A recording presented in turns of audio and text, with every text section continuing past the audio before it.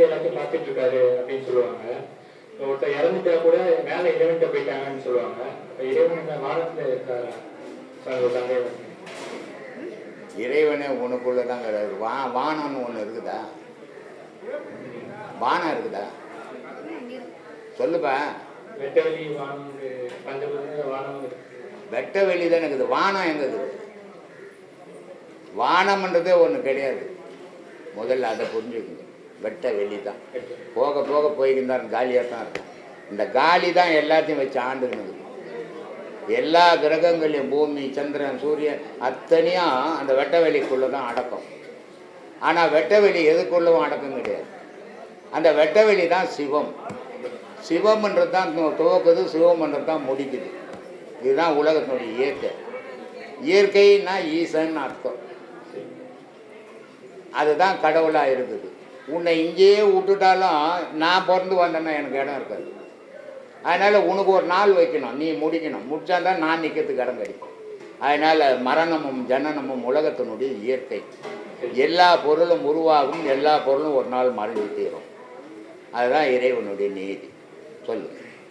அப்புறம் வந்து ஒரு விஷயம் வந்து கோவிலேருந்து இப்போ வந்து தேங்காய் பழம் அதிக விலைக்கு விற்கிறாங்க.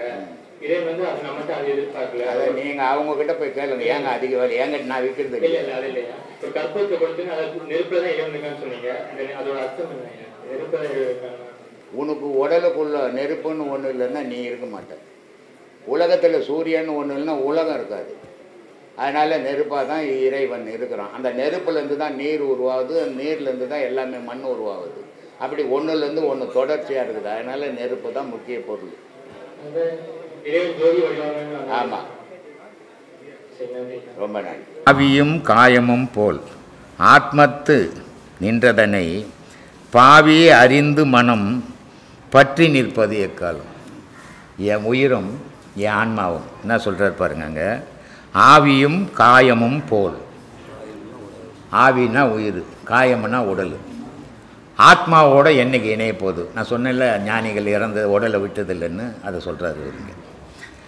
ஆவியும் காயமும் போல் ஆத்மத்து நின்றதனை பாவி அறிந்து மனம் பற்றி நிற்பது எக்காலம். நான் இந்த உடலும் உயிரும் எப்படி ஒட்டி போய் தெரியுதோ அது மாதிரி என் எண்ணமும் செயலும் ஆத்மாவோடு ஒட்டி இருக்கக்கூடாதா?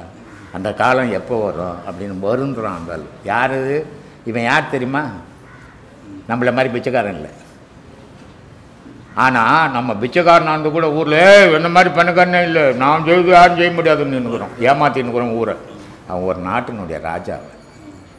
மத்திய பிரதேசத்தில் உஜினி நாட்டினுடைய மன்னன் பத்திரகிரி. அவ்வளோ பெரிய மண்ணை அந்த நாட்டையே தூக்கி போட்டுட்டு பட்டினத்தார் கூட சீடனாக வந்துட்டார். திருவடி மருதூரில் மோட்சம் அடைஞ்சார். அப்படிப்பட்ட ஞானி சொல்கிறாரு, ஆன்மாவோடு இந்த உடலும் உயிரும் ஒட்டிக்கிற மாதிரி நானும் ஆன்மாவும் ஒட்டி இருக்கக்கூடாதா?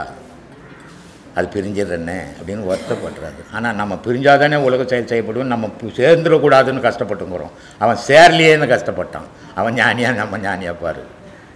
அப்படி இருக்குது சாமி.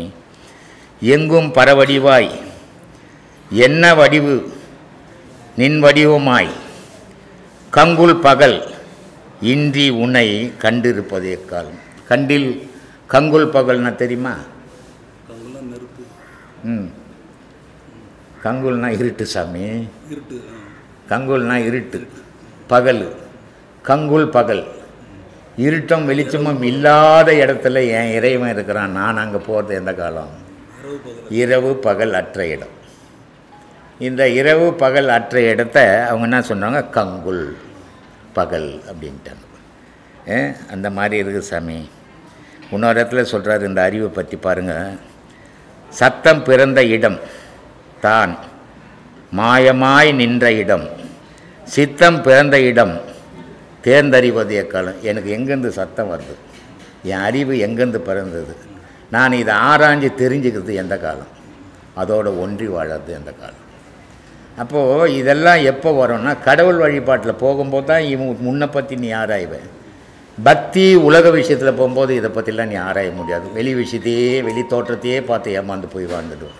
ஆனால் உன்னை பார்த்து வாழும்போது தான் நீ உஷாராக வாழறன்னு அர்த்தம். இது பிரம்மத்தை அறியறதுக்கு இதெல்லாம் வழி. ஆமாம், பண்ணலைன்னா அது அறியவே முடியாது. நீ எவ்வளோ பக்தி பண்ணினாலும் எத்தனை சாமி கும்பிட்டாலும் ஒன்றும் சாமி கும்பிட்றது போகிறது வர்றதுல ஒரு மன நிறைவுப்பா. சாமிக்கு காது இருக்குதா சொல்லு, கண் இருக்குதா?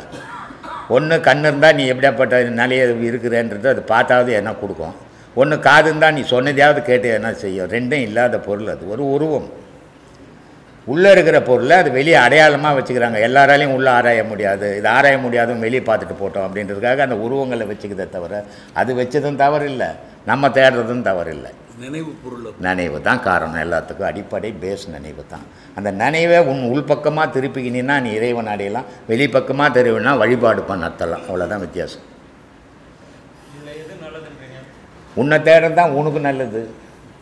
இப்போது உன் பிள்ளை இருக்கிறான், அவனுக்கு உன்னை தேடுறான்னு தெரியாது.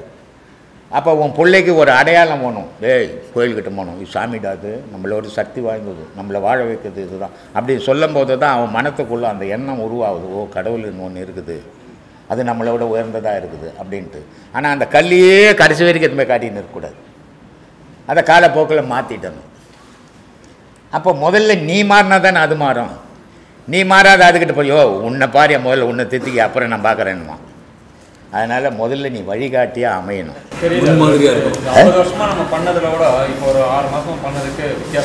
நிறைய வித்தியாசம் தெரியும்பா. இந்த பாடம் பண்ணினா வித்தியாசம் மட்டும் இல்லை, நீ மாறுறது தெரியும், உன் மனம் மாறுறது தெரியும், வெளி விஷயம் மாறுறது தெரியும், எல்லாமே உணருவீங்க. இதில் இது நிஜம், அது கற்பனை.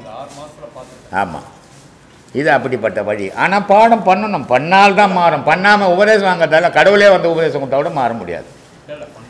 அதனால் பண்ணணும். சொல்கிறான் அங்கே சொன்னால் 3 அறிவு. என்றன் அறிவை அறிவால் ஆராய்ந்து அறிவோடு ஒன்றி இருப்பது எக்காலம். இங்கே எத்தனை அறிவை சொல்கிறேன் பாரு. அறிவை அறிவால் அறிந்தே அறியும் அறிவுதனில். எத்தனை அறிவு போடுறான் பாரு, 50 அறிவு போடுறான் இங்கே. அறிவை அறிவால் ஆராய்ந்த, அறிவை அறிவாளியே ஆராயணும். அறிவை அறிவாளியே ஆராய்ந்து அறியும் அறிவுதனில். அதில் ஆராய்ஞ்சி தெரிஞ்சுக்கின அறிவு. ஒரு அறிவை அறிவாளியே ஆராய்ஞ்சு அந்த அறிவிலேயே தெரிஞ்சுக்கிது எது. அதனால் சொல்கிறான் அறிவை அறிவால் அறிந்தே அறியும் அறிவுதனில் பிரிவுபடாமல் பிரிவுபடா நில்லாமல் பிடித்திருப்பது எக்காலம். அந்த அறிவை அறிவாளியை ஆராய்ஞ்சி அந்த அறிவை பற்றி தெரிஞ்சுக்கின்னு அந்த அறிவிலேருந்து நான் பிரிவுபடக்கூடாது, படாமல் அதோட ஒன்றியே வாழணும் சாமி. அப்போது அறிவுன்னா கடவுள்னு அர்த்தம். அறிவுன்னா கடவுள்னு அர்த்தம். அந்த கடவுள்லேருந்து நான் பிரிஞ்சிடவே கூடாது சாமி. அறிவு 2 அறிவுன்னு காலையில் சொன்னல, சிற்றறிவு பேரறிவுன்ட்டு. அந்த பேரறிவு கடவுள். அந்த கடவுளோடு ஒன்றி நம்ம வாழணும். அதுதான் வாழ்க்கையினுடைய நிறைவாழ்வு. மீதெல்லாம் குறைவாழ்வு தான். இவன் சொல்லுவான் எல்லாம் வாழ்ந்தங்க, ஒரு வாழ்வு வாழல பாவனி தெரியாத உளறினுக்கிறேன்னு தெரிஞ்சுன்னு போகினே பண்ணோம். அந்த மாதிரி அவ்வளோ விஷயங்களை ஞானிகள் நமக்கு சொல்லிட்டு போய்க்கிறான் சாமி. இதெல்லாம் தெரியாமல் என்ன பண்ணுறது? ஏன் சாமி, இந்த நம்ம உயிரினங்கள் எங்கிருந்து வந்தது, எப்படி வந்தது, எதுவாக வந்தது அப்படின்னு சொல்கிறேன். யார் சொன்னால் சொல்கிறேன். இந்த ராத்திரியில் வீட்டுங்களாண்டு வந்த அம்மா காசிக்கு போனால் மகப்பே கரும்பு கொஞ்சம் சோறுபடுமா அப்படின்ற மாதிரி தெரியும். அப்படி மாதிரி தெரியும். பெரிய மக்கள் அகப்பை செத்த சொல்கிறான். நஞ்சுண்ண வேண்டாவே அகப்பே நாயகன் தாழ் பெறவை. இதுக்கு என்ன பொருள் புரியுதா? ஏதாவது பொருள் புரியுதா? நஞ்சுன்னா என்னது? விஷம். நீ கடவுள் அடையத்துக்கு ஒன்று விஷம் சாப்பிட வேண்டியது இல்லைடாப்பா. உன் மனசை செலுத்து, நீ நவீன கடவுளை அடையலாண்டா அப்படின்றதுக்காக சொல்கிறான்.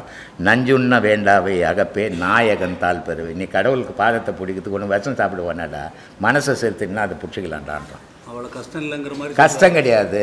ஆனால் நீ கஷ்டமாக நினச்சிட்டின்னா அது கஷ்டமாகவே ஆகிடும் அப்படின்றான். அதனால் சொல்கிறான், நஞ்சுண்ட வேண்டாவே அகப்பே நாயகன் தாழ் பரவே. நெஞ்சி மலை ஐயோ என்னால் முடியாதுப்பான்னு சொல்லாத. நெஞ்சி மலையாதே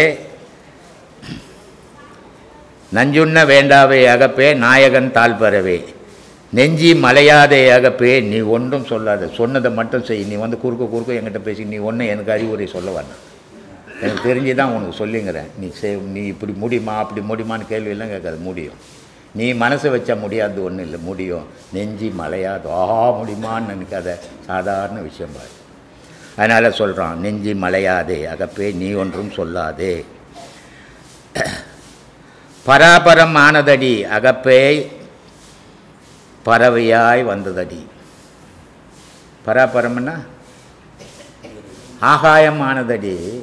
அங்கிருந்து இங்கே என்ன வந்தது? பறவை மாதிரி வந்துதான். என்ன வந்தது? விந்து வந்துதான்.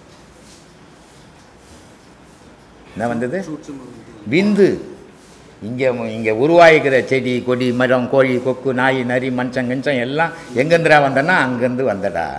எப்படிடா வந்தனா? பறவை மாதிரி வந்தடா அப்படின்றான். பராபரம் ஆனதடி அகப்பை பறவையாய் வந்ததடி. தராதலம் எழுபூவியும் தானே படைத்தடி. எல்லாமே அந்த வானம் படைச்சது தாண்டா. பூமி எதையும் படைக்கலை, வேறு கிரகங்கள் எதுவும் படைக்கலை. எல்லாமே அந்த ஆகாயம் படைத்து உன்னை ஏக்கத்துக்கு வச்சுக்குதுங்க. அதனால் சொல்கிறான், தராதலம் எழுபூவியும் அகப்பே தானே படைத்தது. அவனே படைச்சதுராது, நீ ஒன்றும் படைக்க முடியாது இந்த உலகத்தில். எல்லாம் அவன் படைச்சதான் இங்கே நடந்துக்கின்னு இருக்குது அப்படின்றான். நாத வேதமடி நல்நடனம் கண்டாயோ. சத்தம்னு ஒன்று இல்லைன்னு சொன்னாக்கா நீன்றது ஒன்று இல்லை, கடவுள்ன்றதும் ஒன்று இல்லைடா. நாதம் தாண்டா இந்த உலகத்தையும் வாழ வச்சுன்னுக்குது, உன்னையும் வாழ வச்சுக்குது. உன்னை விட்டு நாதம் வெளியே போனால் உன் பேரே வேறடா. நாதன்றது ஒன்று இல்லைன்னா உலகத்தில் உலகம்ன்றது இல்லைடா அப்படின்னா. அதனால் சொல்கிறா, நாத வேதமடி நல்நடனம் கண்டாயோ. அது நடனம் ஆடிங்குது உலகத்தில், ஆனால் உன்னால் பார்க்க முடியல. அது இல்லைன்னா நம்ம உலகமும் இல்லை நம்மளும் இல்லைடான்னுட்டான். பாதம் சக்தியடி பரவிந்து நாதமடி. பாதம் சக்தியடி பரவிந்து நாதமடி. நான் ஏற்கனவே சொல்லிக்கிறேன், விந்து 2 விந்தாக இருக்குது. சூட்சம விந்து இருக்குது, ஸ்தூல விந்து இருக்குது. சூட்சம விந்துன்றது இப்போ அவர்கிட்ட கூட கேட்டேன் நான், நீ பார்த்துக்கிறியாப்பான்னு. பார்க்கல. என்ன அது ரகசியம்? சூட்சமன்னா என்னான்னு கேட்டார். ரகசியம்னு சொன்னவருக்கு. அப்போது 2 விதமான விந்து இருக்குது நமக்குள்ள. அதில் ஒரு விதமான விந்தை எல்லாரும் பார்க்க, ஆணு பெண்ணு எல்லாரும் பார்ப்பாங்க. ஆனால் சூட்சம விந்தை யாரும் பார்க்க முடியாது. சூட்சம விந்து இல்லைன்னா ஸ்தூல விந்துக்கு வேலை இல்லை. ஒரு கருத்தரிக்கவே தெரிக்காது. அதுதான் அது எப்படி இருக்குதுன்னாக்கா, இந்த நீர்க்குமிழி இருக்குதுல்ல, தண்ணியிலேருந்து மழை பெஞ்சதுன்னா ஒரு பபிள்ஸ் வருது. அந்த பபிள்ஸு மேலுக்கு பபிள்ஸ், அது உள்ளே என்ன இருக்குது? ஏர் இருக்குது. அந்த ஏர் வெளியேறுச்சுன்னா அந்த பபிள்ஸ் உடஞ்சிடும். அதே மாதிரி ஆணும் பெண்ணும் புணர்தல் பண்ணும்போது இந்த சூட்சம விந்து இறங்கி இந்த ஸ்தூல விந்து அந்த பபிள்ஸ் மாதிரி எத்தும்போது எத்தும்போது யோனியில் போடுது. அப்போ இந்த பபிள்ஸ் ஓடியது, சூட்சம விந்து உழுந்த உடனே கரு உருவாகுது. இதுதான் உருவாகி வெளியே வர்றதுக்கு அடிப்படை பேஸே இது தான். அதனால் சொல்கிறான், பாதம் சக்தியடி பரவிந்து நாதமடி. பாதம்னா கிழகிற விந்து சக்திடா, மேலகிற விந்து சிவன்டா. ஸ்தூல விந்துன்றது சக்தி, சூட்சம விந்துன்றது சிவம். இது ரெண்டும் சேர்ந்து தான்டா உலக வாழ்வு. ஒரு பல்பு இருக்குது, ஒரு 1000 வாட்ஸ் வருதுன்னு லைட் பல்பு போட்டோம்னா எரியாது, கூட நியூட்ரல் சேர்ந்தால் தான் எரியும். அப்போ உலக உற்பத்தி ஆகுனா ஆணும் பெண்ணும் இணைஞ்சிருந்தால் தான் உலக உற்பத்தி. ஆணும் பெண்ணும் இணைஞ்சிருந்தால விந்துவும் அப்படின்ட்டான். 5 பெருபூதம் அகப்பை அதனிடம் ஆனதடி. 5 பூதம், பஞ்சபூதங்கள், நீர் நெருப்பு காற்று ஆகாயன்றமே, இத்தனையும் எதுக்கிட்டடா ஆச்சுன்னா அந்த நாத விந்துக்கிட்ட தாண்டா ஆச்சு. சூட்சம விந்துலேருந்து தான் இதுவும் உருவாச்சு. இதனால தான் உலக செழிக்கிறதும் உலக வறுமையாக்கிறதும் அதுதான் அதனுடைய செயல்தான் அப்படின்றதுக்கு சொல்கிறான். 5 பெரும்பூதம் அதனிடம் ஆனதடி அகப்பே 4 பாதமடி நன்னெறி கண்டாயோ. மூல மனத்தாலே முக்தி அல்லவடி. வெளியே நீ பேசிக்கின்னு கடவுளை தேடிக்கின்னா ஒருபோதும் நீ முக்தி அடைய முடியாது. உனக்குள்ள மூலத்தில் நீ பூந்தினா தான் கடவுளை அடைய முடியும், உனக்கு முக்தி கிடைக்கும்.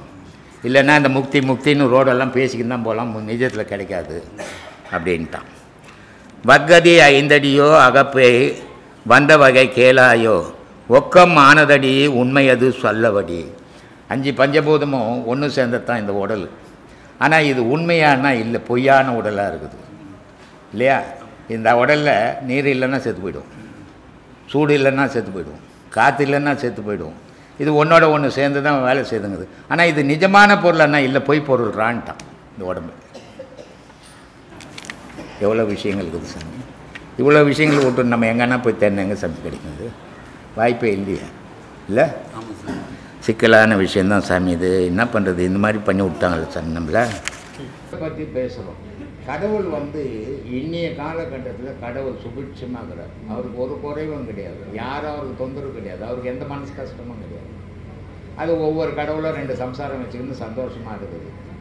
ஆனால் இந்த மனிதனுடைய மனம் எந்த வசதிகள் இருந்தாலும் ஏதோ ஒரு வேதனை போய் மனசை குத்திக்கினே இருக்குது. அது வசதி இருக்கிறவனுக்கும் உண்டு, வசதி இல்லாதவனுக்கும் உண்டு. ஆனால் நம்ம ஜனங்க என்ன நினைக்கிறோம், ஐயோ அவங்க பணக்கார, அவங்களுக்கு ஒரு குறைவும் இல்லைப்பா அப்படின்ற எண்ணங்கள் மனுஷனுக்கு உண்டு. ஏழையை விட பணக்காரனுக்கு அதிக பிரச்சனைகள் உண்டு. இது புரியணும். ஏழைக்கு ஒரே ஒரு பிரச்சனை, சாப்பாட்டுக்கு வழி இல்லையன்ற பிரச்சனை தான். ஆனால் பணக்காரனுக்கு பல பிரச்சனைகள் உண்டு. அப்போது இந்த பிரச்சனை இல்லாத மனிதரே கிடையாது. அப்போது கடவுளை பற்றி பேசுகிறத விட இந்த மனுஷனுடைய மனசை பற்றி பேசினா அவன் தெளிவடைவானே, அவங்க ஒரு நல்ல நிலைக்கு வருவாங்களேன்றதுக்கு தான் நான் மனுஷன், வாழ்க்கை, கடவுள் இது 3 சம்மந்தப்படுத்தி பேசின்னு இருக்கிறேன். இது பல கோடி பேருக்கு பயன் தருது. வெளிநாட்டில் கோடிக்கணக்கான பேர், கிட்டத்தட்ட 7 கோடி பேர் எனக்கு ஆதரவு கொடுக்குறாங்க.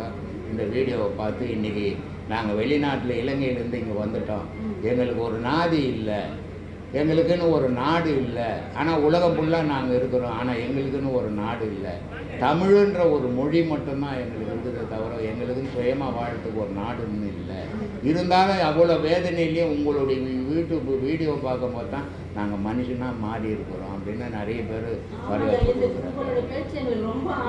அதனால் நம்ம பேசுறது மற்றவங்களுக்கு புரிகிற மாதிரி பேசணும். இலக்கணம் இலக்கியம் நான் படிச்சிருக்கிறேன்னு பேசினோம்னா அடுத்தவங்களுக்கு புரியாமல் பேசாத பேச்சில் என்ன பயன் இருக்குது? ஒரு பயனும் இல்லையே. எது சொன்னாலும் நம்ம சாதாரண நடைமுறையில் நம்ம பேசுகிற மாதிரியே சொல்லும் போது அது எல்லாருக்குமே புரியும். அப்போது நான் இலக்கணம் இலக்கியத்தை பேசினா அது படித்தவனுக்கு மட்டும்தான் புரியும், படிக்காதவனுக்கு எப்படி புரியும்?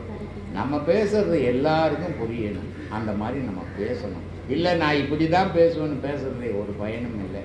அதனால் நான் எல்லாருக்கும் புரியணும், எல்லா மனமும் சுத்தம் அடைஞ்சு தெளிவு அடைஞ்சு நல்ல தைரியத்தோடு உலகத்தில் வாழற காலம் வரைக்கும் வாழணுன்றது நம்ம பேசணும். ஆத்மா வணக்கம்மா, சொல்லுமா. எண்ணம் எல்லாருக்கும் எண்ணம் வருது, நல்ல எண்ணம் கெட்ட எண்ணம் எல்லாம் வருது. அதை அடக்குறதுக்கு என்ன வழி?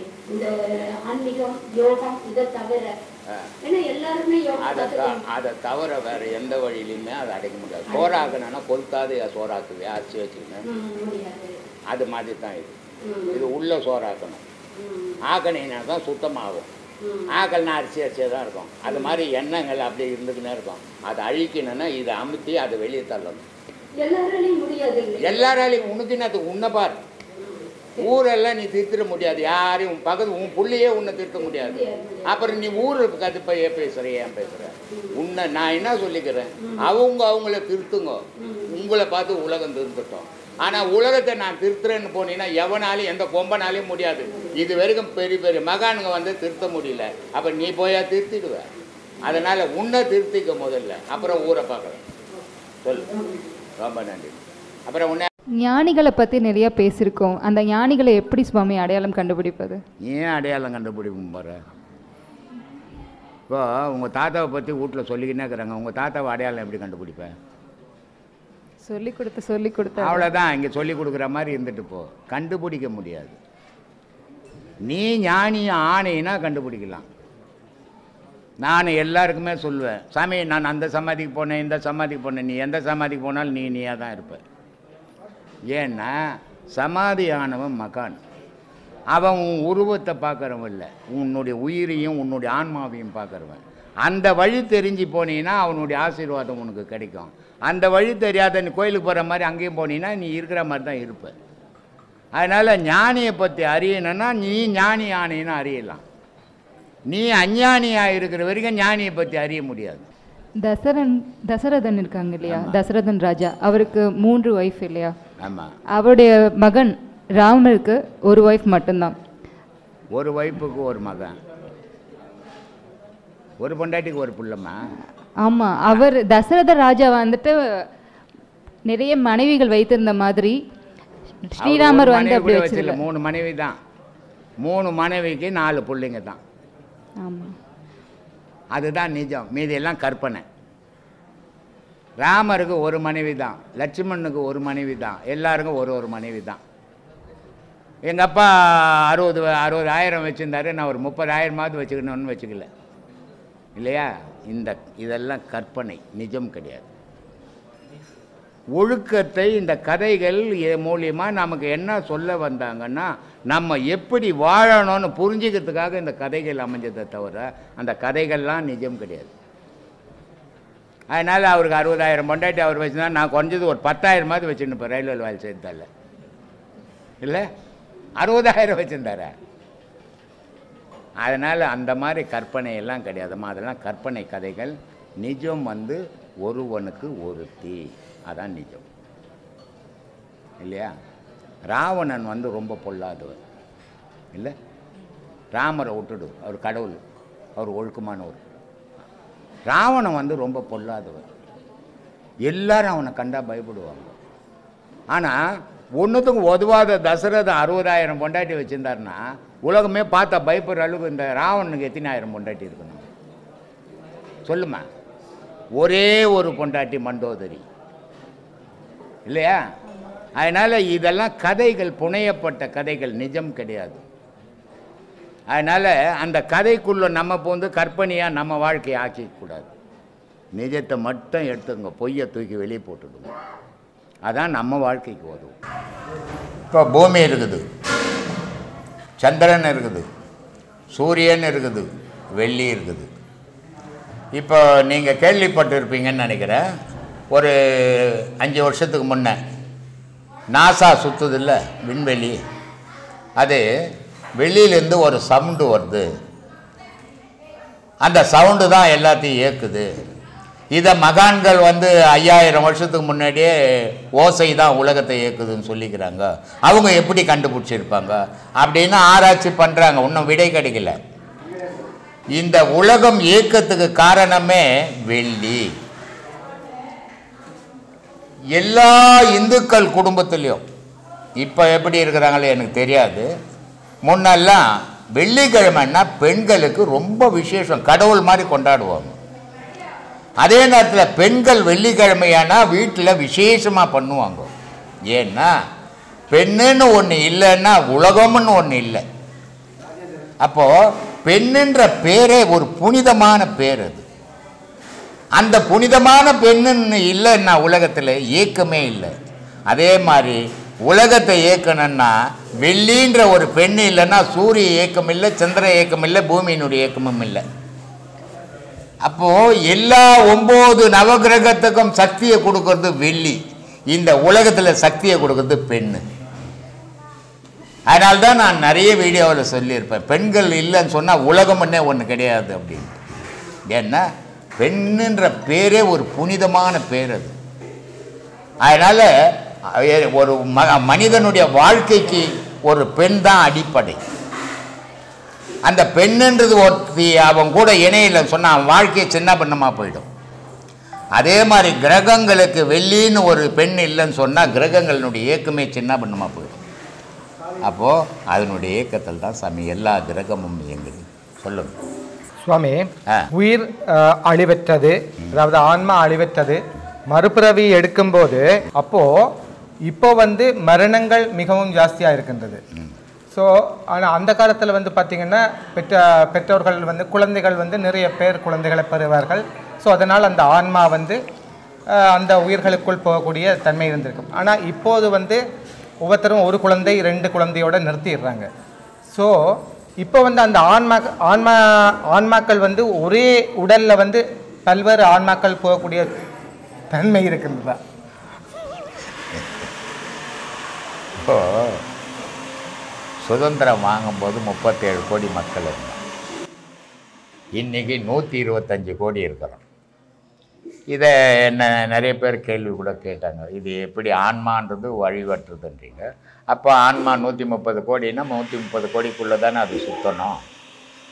அப்போ 125 கோடி எப்படி வந்தது இப்போ அப்படின்னு கூட கேள்வி கேட்டாங்க. என்ன இது ஒரு ஆசிரமம் இல்லை, இதில் எவ்வளோ ஜீவராசிகள் வாழ்ந்தது, இதையெல்லாம் கொண்டுட்டோம். இதையெல்லாம் எங்கே போச்சுன்னா மனித வயிற்றுக்குள்ளே போய்க்குது. அது மனிதனாக பிறந்துக்குது.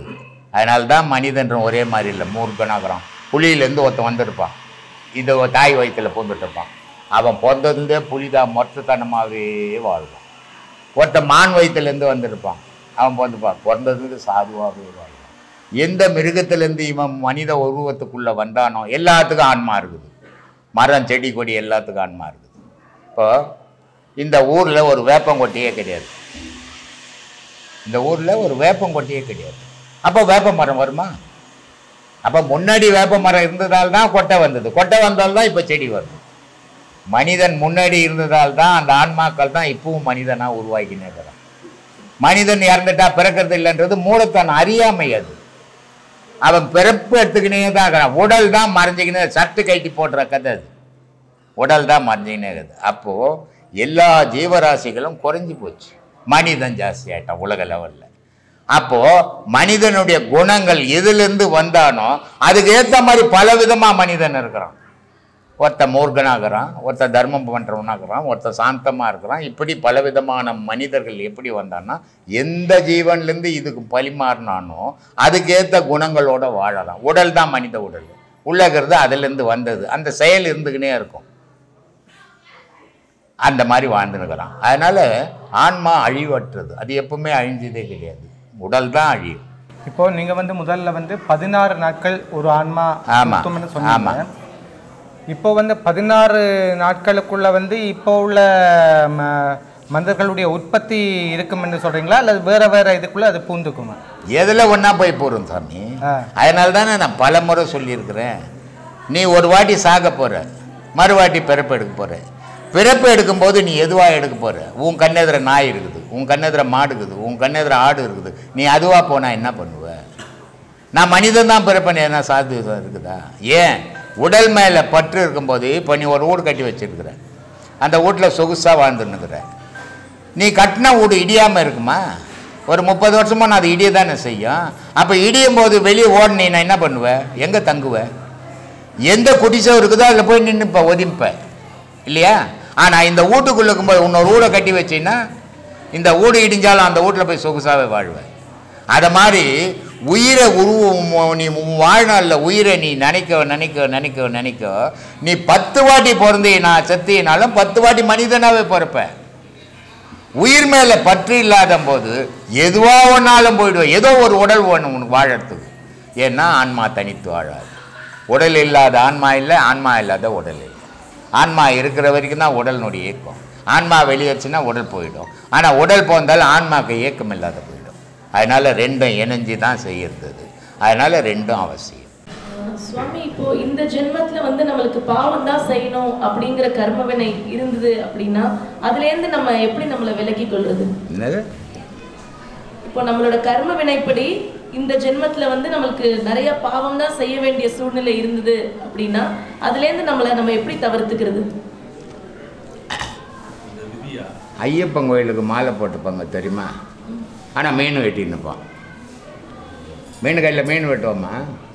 ஐயப்பன் கோயிலில் மாலை போட்டுன்னுப்பான், கறி வெட்டின்னுப்பான்.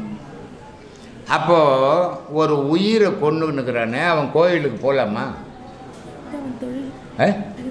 இதுதான் தொழில்.